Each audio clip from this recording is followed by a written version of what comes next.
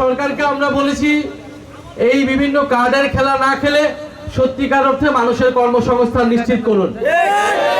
যদি মানুষের কর্মসংস্থান নিশ্চিত না হয় উপজেলা পর্যায়ে, জেলা পর্যায়ে, বিশেষত তরুণদের, প্রত্যেকের ঘরেতে তরুণ রয়েছে, ছেলে অথবা মেয়ে রয়েছে, শিক্ষিত অথবা শিক্ষাহীন অবস্থায় আছে, তাদের যদি কর্মসংস্থান আমরা নিশ্চিত না করতে পারি তাহলে এই দেশের অর্থনীতির কোনো পরিবর্তন হবে না।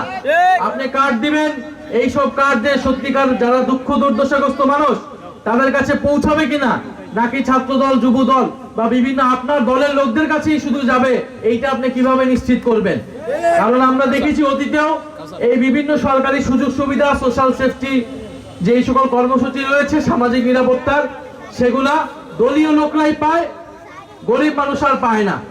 ফলে সরকারের প্রতি আমাদের আহ্বান থাকবে, এই যে সকল কার্ড দিচ্ছেন সেটা যাতে যথাযথভাবে যারা আসলেই দুঃখ দুর্দশাগ্রস্ত, যারা পাওয়ার দাবিদার তাদের কাছে যায়, সেইটা যাতে স্থানীয় প্রশাসন নিশ্চিত করে এবং দলীয়করণ যাতে না করা হয়। দ্বিতীয়, এদেশের লাখ লাখ তরুণ রাজপথে নেমেছে, জীবন দিয়েছে, রক্ত দিয়েছে এবং দিয়ে দেশকে স্বাধীন করেছে। কারণ আমরা এই দেশে কোনো বৈষম্য দেখতে চাই না, আমরা এই দেশে কোনো দুর্নীতি দেখতে চাই না, আমরা এই দেশে কোনো চাঁদাবাজ সন্ত্রাস দেখতে চাই না।